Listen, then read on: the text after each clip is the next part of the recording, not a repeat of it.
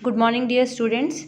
I am Sunita, Assistant Professor Geography, Government Sambar Lake College, Jaipur. बच्चों, last time हमने last video में हमने जो चैप्टर पढ़ा था वो था structure of the earth interior या पृथ्वी की आंतरिक संरचना, जिसमें हमने देखा था कि पृथ्वी की आंतरिक संरचना के बारे में पढ़ना क्यों आवश्यक है। हालांकि ये ज्योग्राफी का पार्ट नहीं है, पर फिर भी हम पृथ्वी की आंतरिक संरचना के बारे में क्यों पढ़ते हैं, वो इसलिए ताकि हमें पृथ्वी की सतह की रूपरेखा का ज्ञान प्राप्त हो सके। इसलिए हम लोग पृथ्वी के भूगर्भ में क्या है उसका अध्ययन करना आवश्यक हो जाता है हमारे लिए। और इसमें हमने देखा था कि भूकंप विज्ञान यानी सिस्मोलॉजी, इससे कुछ विश्वसनीय बातें हमें ज्ञात होती हैं। और हमने देखा था कि पृथ्वी की आंतरिक संरचना के विषय में जानकारी देने वाले स्रोतों को हमने 3 वर्गों में विभाजित किया था। पहला था अप्राकृतिक स्रोत या आर्टिफिशियल सोर्सेज, जिसमें आता है घनत्व या डेंसिटी, दबाव या प्रेशर, तापमान या टेम्परेचर। और दूसरा पॉइंट था पृथ्वी की उत्पत्ति से संबंधित सिद्धांतों के साक्ष्य, evidences from the theories of the origin of the earth. Third point था प्राकृतिक स्रोत यानी नेचुरल सोर्सेज, जिसमें 2 पॉइंट थे, ज्वालामुखी उद्गार वॉल्केनिक इरप्शन, या फिर दूसरा पॉइंट था भूकंप विज्ञान या सिस्मोलॉजी। तो हम लोग देख रहे थे, सबसे पहले पॉइंट हमने लिया था अप्राकृतिक साधन, जिसमें हम पढ़ रहे थे घनत्व। तो बच्चों, हमने देखा था कि पृथ्वी की शैलों के घनत्व, दबाव और भीतर की ओर बढ़ते हुए तापमान के आधार पर पृथ्वी की आंतरिक संरचना के विषय में कई निष्कर्ष निकाले जा सकते हैं। तो हमने देखा था कि घनत्व जो है, तो घनत्व से हमें पृथ्वी के आंतरिक संरचना के बारे में क्या ज्ञान प्राप्त हो सकता है। वो जैसे कि हमें पता है पृथ्वी की जो क्रस्ट है या आप ऊपरी सतह है, उसका जो घनत्व है वो है 3 या 3.5 ग्राम पर क्यूबिक सेंटीमीटर। सॉरी, मैंने लास्ट वीडियो में ग्राम पर क्यूबिक मीटर बोला था, उसको आप करेक्ट कर लेना। I am extremely sorry for that. ये होगा ग्राम पर क्यूबिक सेंटीमीटर। तो हमने देखा कि जो क्रस्ट है उसका जो घनत्व है वो है 3 या 3.5 ग्राम पर क्यूबिक मीटर, लेकिन हमें पता है कि पृथ्वी का जो औसत घनत्व है वो होता है 5.5 ग्राम पर क्यूबिक सेंटीमीटर। तो इस आधार पर हम ये निष्कर्ष निकाल सकते हैं कि पृथ्वी के जो अंतरतम है या कोर है उसका औसत घनत्व 5.5 ग्राम पर क्यूबिक सेंटीमीटर से अधिक ही होगा, और साधारण तौर पर यह घनत्व 11 माना जाता है। तो इस प्रकार ये प्रमाणित होता है कि पृथ्वी के अंतरतम का घनत्व सर्वाधिक है। तो अप्राकृतिक साधन में सबसे पहला पॉइंट है घनत्व, जिससे हमें क्या जानकारी प्राप्त हुई कि जैसे जैसे हम पृथ्वी के अंतरतम की तरफ जाते हैं तो घनत्व बढ़ता जाता है। जैसे कि क्रस्ट है या ऊपरी परत है, उसका जो घनत्व है वो है 3 या 3.5 ग्राम पर क्यूबिक सेंटीमीटर, और समस्त पृथ्वी का जो औसत घनत्व है वो है 5.5 ग्राम पर क्यूबिक सेंटीमीटर के लगभग। तो इससे हम निष्कर्ष निकाल रहे हैं कि अंतरतम का घनत्व जो है वो 5.5 ग्राम पर क्यूबिक सेंटीमीटर से अधिक ही होगा, और लगभग इसको हम लोग 11 ग्राम पर क्यूबिक सेंटीमीटर मानते हैं। तो इससे प्रमाणित हो गया कि पृथ्वी के अंतरतम का घनत्व सर्वाधिक है। अब जो नेक्स्ट पॉइंट है वो है दबाव। किसमें? अप्राकृतिक स्रोत में दूसरा पॉइंट है दबाव। पहला था घनत्व, दूसरा है दबाव। अब दबाव में अब ये समस्या उठती है कि अंतरतम का यह अधिक घनत्व किस प्रकार संभव है। मतलब हमने देखा कि घनत्व अंतरतम में 11 ग्राम पर क्यूबिक सेंटीमीटर है, तो ये इतना ज़्यादा जो घनत्व है वो कैसे पॉसिबल है। प्रारंभ में यह कल्पना की गई थी कि ऊपर से अंतरतम या कोर की ओर जाने पर चट्टानों का भार तथा दबाव बढ़ता जाता है। अतः पृथ्वी के अंतरतम का अधिक घनत्व बढ़ते भार के कारण, बढ़ते हुए दबाव के कारण है, क्योंकि बढ़ते हुए दबाव के साथ चट्टान का घनत्व भी बढ़ जाता है। तो इस तरह यह प्रमाणित होता है कि पृथ्वी के अंतरतम का अत्यधिक घनत्व वहाँ पर स्थित अत्यधिक दबाव के कारण है। तो सबसे पहले इसमें क्या बताया है कि जो पृथ्वी का घनत्व अत्यधिक घनत्व है वो दबाव के कारण है, परंतु आधुनिक प्रयोगों द्वारा यह प्रमाणित कर दिया गया है कि प्रत्येक शैल में एक ऐसी सीमा होती है जिसके आगे उसका घनत्व अधिक नहीं हो सकता है।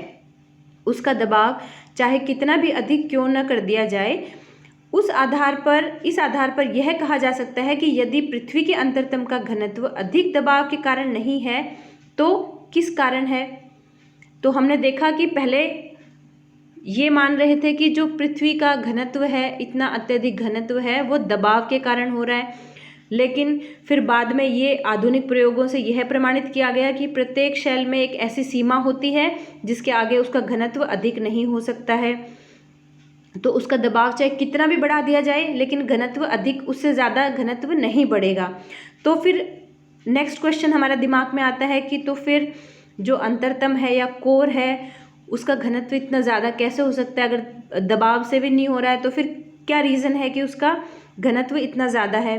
तो फिर बाद में ये मान लिया गया कि जो कोर है वो स्वयं ही धातु का बना है, जिससे पदार्थ स्वयं अधिक घनत्व वाले तथा भारी हैं।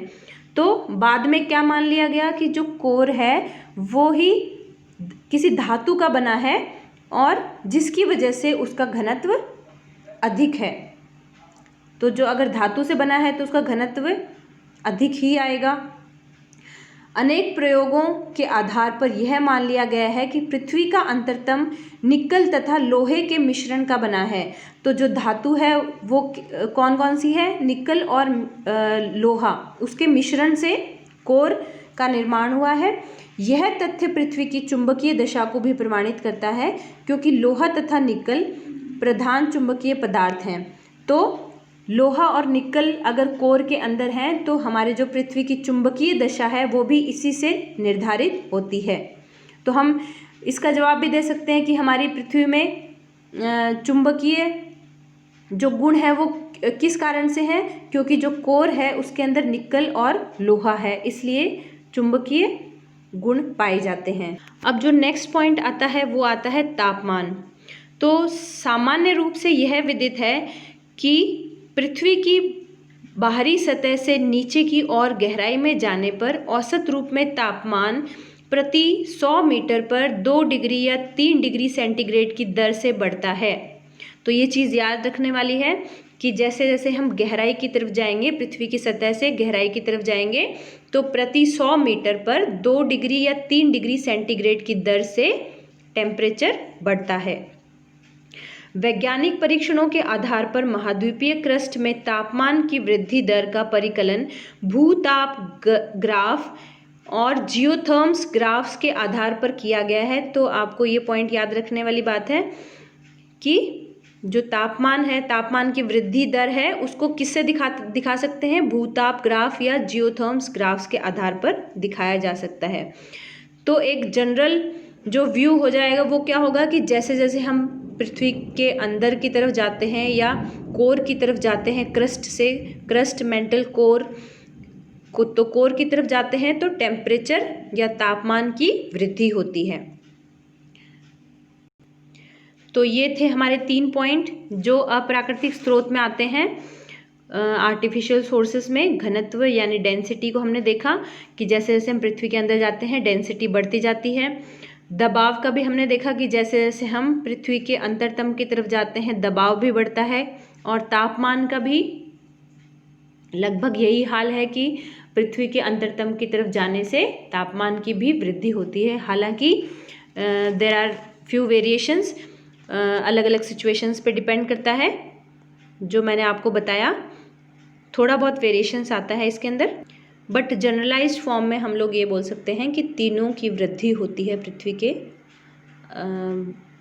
भीतर जाने पे। अब जो नेक्स्ट पॉइंट है वो है पृथ्वी की उत्पत्ति से संबंधित सिद्धांतों के साक्ष्य। तो इसमें हम क्या पढ़ेंगे, जो डिफरेंट जोग्राफर्स या साइंटिस्ट जो थे उन्होंने अलग अलग थ्योरीज दी थी ये समझाने के लिए कि जो पृथ्वी की उत्पत्ति कैसे हुई और पृथ्वी का जो अंतरतम है वो किस प्रकार का होना चाहिए। विभिन्न विद्वानों ने पृथ्वी की उत्पत्ति की समस्या के निदान के लिए उसका मूल रूप ठोस, वायव्य अथवा तरल भाग माना है। तो जो अलग अलग साइंटिस्ट हैं उन्होंने या तो इसको ठोस माना है, किसी ने इसको गैसियस माना है, किसी ने इसको लिक्विड फॉर्म में माना है।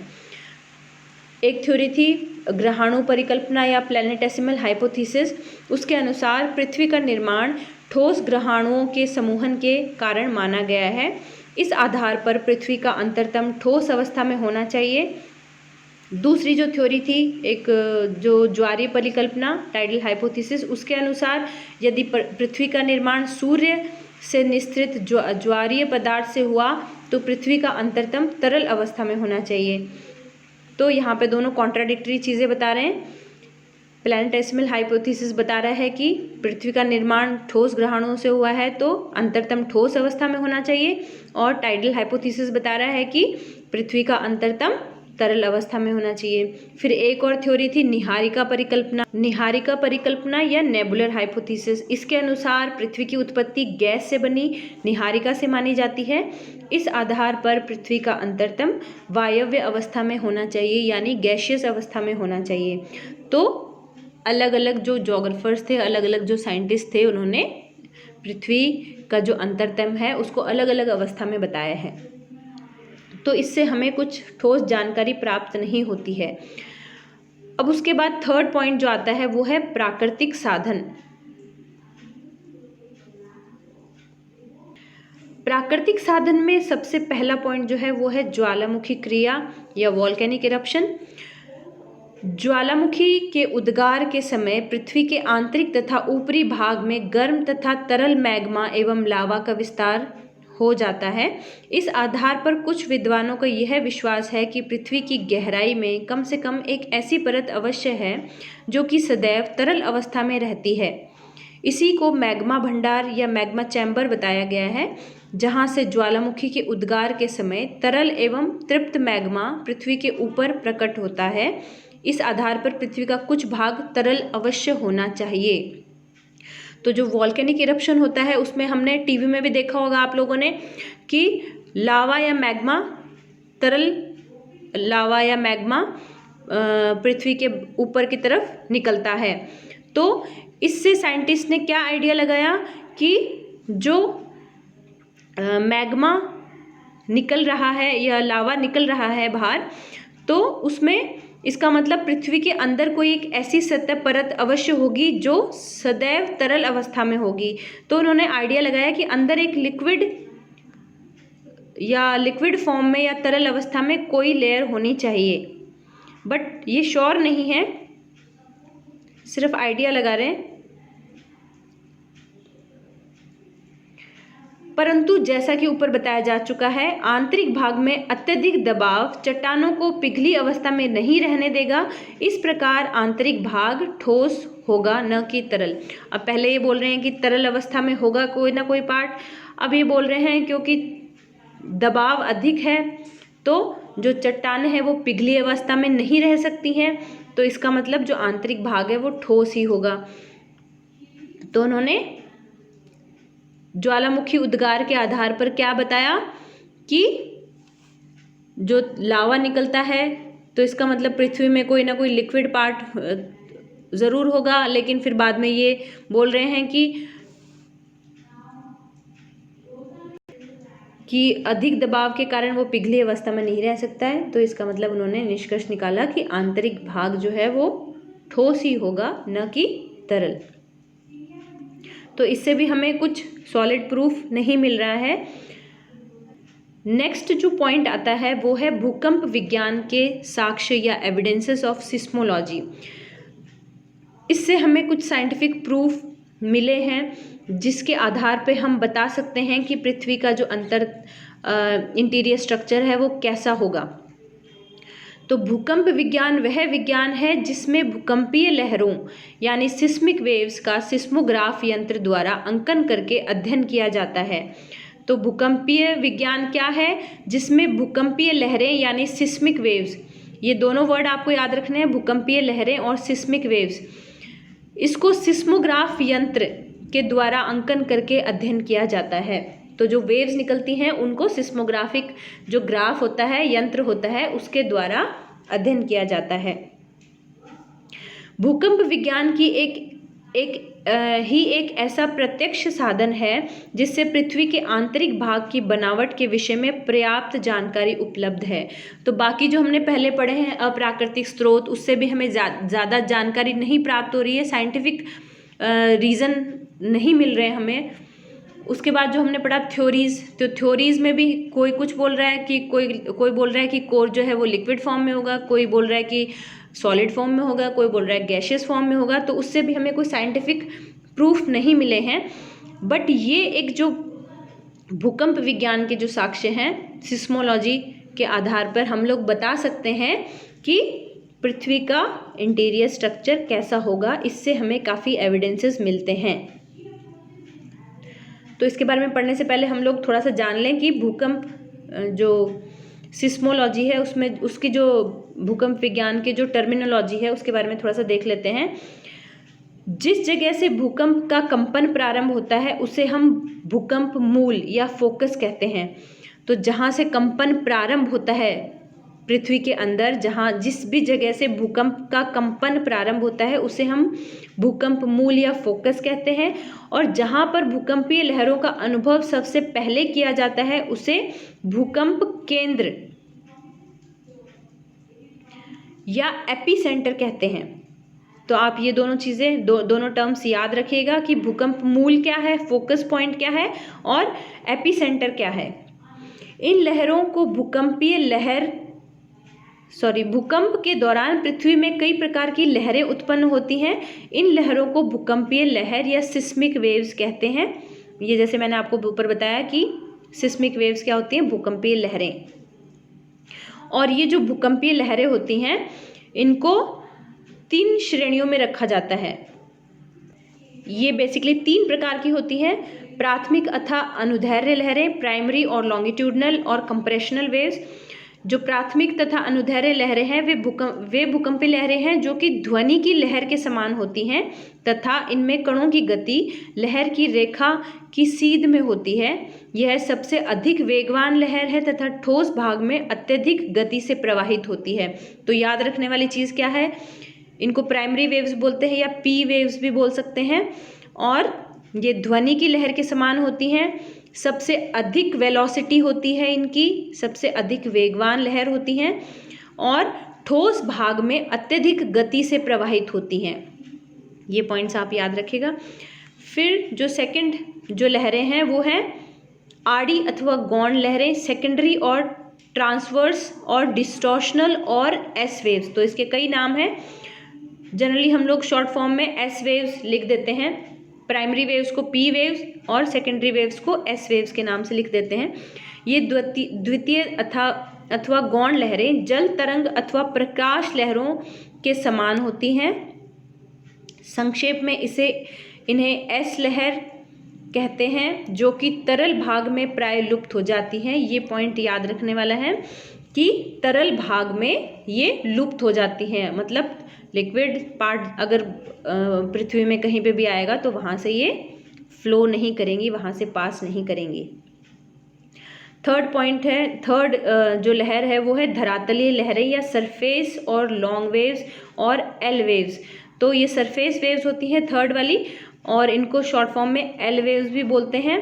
ये धरातलीय लहरें प्राय पृथ्वी के ऊपरी भाग को ही प्रभावित करती हैं। जो पृथ्वी की सतह पे जो जितना भी डिस्ट्रक्शन होता है, जितने भी तहस नहस होता है, वो इसी की वजह से होता है। तो ये एल वेव्स जो होती हैं ये सबसे अधिक डिस्ट्रक्शनल वेव्स होती हैं, सबसे अत्यधिक प्रभावशाली लहरें होती हैं। इन लहरों को सबसे अधिक लंबा मार्ग तय करना पड़ता है तथा यद्यपि इनकी गति सबसे कम होती है तथापि ये सबसे अधिक प्रचंड होती हैं। गति इनकी सबसे कम होती है लेकिन सबसे ज़्यादा विनाश यही करती हैं क्योंकि ये पृथ्वी की सतह पे होती हैं, सतह को प्रभावित करती हैं। अब ये एक डायग्राम है भूगर्भ में भूकंपीय लहरों का भ्रमण पथ। इसमें आप देखिए जो पी वेव्स हैं वो पृथ्वी के कोर से भी निकल रही हैं लेकिन जो एस वेव्स हैं वो कोर पार्ट से नहीं निकल रही हैं। आप देखिए, इसका मतलब हम क्या प्रूव कर सकते हैं कि जो कोर पार्ट है वो तरल अवस्था में होगा, क्योंकि हमने पढ़ा था कि जो एस वेव्स हैं या सेकेंडरी वेव्स हैं वो तरल भाग में लुप्त हो जाती हैं। तो आप देखिए, जो एस वेव्स हैं वो कोर या अंतरतम से नहीं निकल रही हैं, ये साइड में डिफ्लेक्ट हो जाती हैं पहले ही, लेकिन ये कोर वाले पार्ट में एंटर नहीं कर रही हैं। इसका मतलब इनकी वेलोसिटी यहाँ पे न के बराबर होती है और ये यहाँ पे लुप्त हो जाती हैं। तो इससे हम क्या आइडिया लगा सकते हैं कि जो कोर पार्ट है that is in liquid form, solid form में नहीं है। तो ये एक साइंटिफिक प्रूफ हमें मिल गया। लहरों के द्वारा हम बता सकते हैं कि that core is in liquid form, या जो अंतरतम या जो कोर वाला भाग है वो तरल अवस्था में होगा। तो आज हमने देखा कि पृथ्वी की आंतरिक संरचना के विषय में जानकारी देने वाले जो स्रोत हैं वो कौन कौन से हैं और उनको डिटेल में हमने स्टडी किया। तो जो नेक्स्ट वीडियो होगा हम उसमें देखेंगे कि पृथ्वी का जो रासायनिक संगठन और उसकी विभिन्न परतें कैसी कैसी हैं और अलग अलग जो साइंटिस्ट हैं उन्होंने क्या क्या मत प्रस्तुत किए हैं। तो thank you so much for watching this video and please keep studying. Thank you so much.